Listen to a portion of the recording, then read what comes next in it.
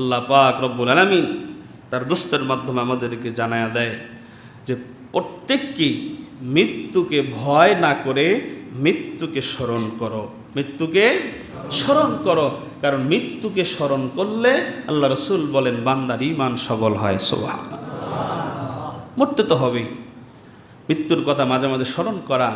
এই যে রসুল বলছেন যে মাঝে মধ্যে কবর জিয়ারত করো, মাঝে মধ্যে কবর জিয়ারত করো, কবরস্থানে যাও, গিয়ে দেখো তোমার দাদা এক সময় কত ক্ষমতাশীল ছিল, সমাজের মধ্যে কত দাপট ছিল, 10টা 20টা 30টা বিল্ডিংয়ের মালিক ছিল, এক সময় সে বড় স্কলার ছিল, কত কি না ছিল দুনিয়াতে, আজকে সে কোথায় শুয়ে আছে।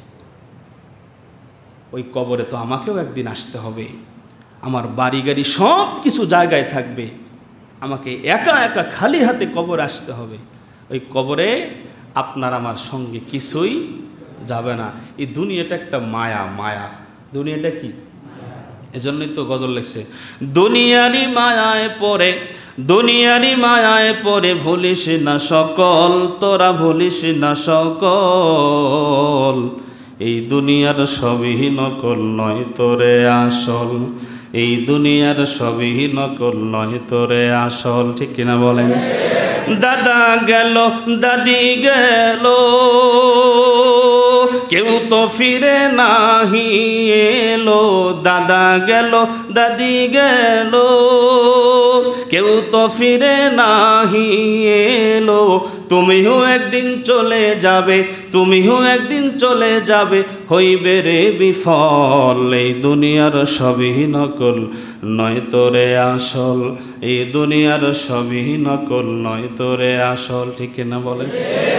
এই জন্য দুনিয়ার মুসলমান ইমানদার আল্লাহর গোলামেরা, আল্লাহ রসুল বলেন আমার উম্মতের দলেরা তোমরা মৃত্যুকে স্মরণ করিও, কারণ মৃত্যুকে স্মরণ করলে আল্লাহ রসুল বলেন মৃত্যুকে স্মরণ করলে তোমার দিল নরম হবে, আর যখন দিল নরম হবে তোমার অন্তরের মধ্যে দ্বীনের মহব্বত পয়দা হবে, আর দ্বীনের মহব্বত যখন তোমার অন্তরে পয়দা হবে আল্লাহর বিধান রসুলের সুন্নাত তরিকায় চলতে তোমার মন চাবে। সুবহানাল্লাহ। দুনিয়ার মুসলমান ইমানদার আল্লাহর গোলামেরা, 11 নম্বরে আল্লাহ রসুল বলেন তোমরা কবিরা গুনাহ থেকে নিজেরা বেঁচে থাকো। বান্দা যদি কবিরা গুনাহ থেকে বেঁচে থাকতে পারে, যেসব কাজ করলে কবিরা গুনাহ হয়ে যায়, বান্দা কবিরা গুনাহ থেকে বেঁচে থাকলে আল্লাহ রসুল বলেন আল্লাহ পাক রব্বুল আলামিন ওই বান্দার ঈমানকে সবল করে দিবে। সুবহানাল্লাহ। ছোট ছোট গুনাহ, ওই দিন বলছিলাম ছোট ছোট সগীরা গুনাহ বান্দা করতে করতে যদি এমন অভ্যাসে পরিণত করে, ওই ছোট গুনাহগুলো আর ছোট গুনাহ থাকে না। এই ছোট গুনাহগুলো করতে করতে এক সময় ছোট গুনাহই কবিরা গুনাহ হয়ে যায়।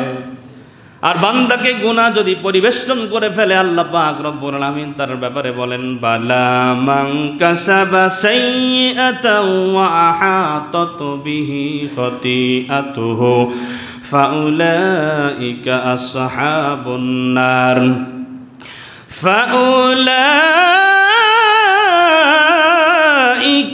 আসহাবুন নারি হুম ফিহা খালিদুন।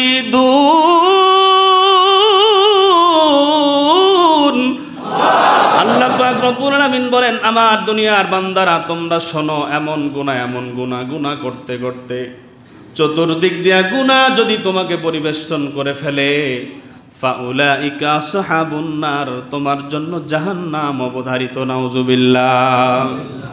এই জন্য কবিরা গুনাহ থেকে নিজেকে বাঁচা রাখার চেষ্টা করা।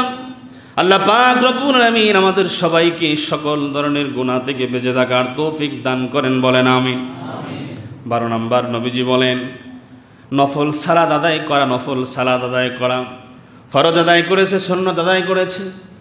নফল আদায় করা, ফরজ সুন্নতের বাদে অতিরিক্ত নফল নামাজ যখন বান্দা আদায় করবে, আল্লাহ পাক রব্বুল আলামিনের দোস্ত বলেন যে নফল সালাত আদায় করলে বান্দার ঈমানকে আল্লাহ তাআলা মজবুত করে দেয়। জোরে বলেন সুবহানাল্লাহ। ঈমান যদি সবল হয় আর ঈমান যদি দুর্বল হয় কি হবে? আমল যদি সবল হয়, আমল যদি দুর্বল হয় কি হবে? মালিক ইবনে দিনার রাহমাতুল্লাহ আলাইহির ঘটনা সম্ভবত আমি 1-1.5 বছর আগে জুম্মার মধ্যে বয়ান করেছিলাম। মালিক ইবনে দিনার গভীর রজনীতে মদ পান করে রাস্তার মধ্যে অচেতন অবস্থায় ঘুমায়া পড়েছে।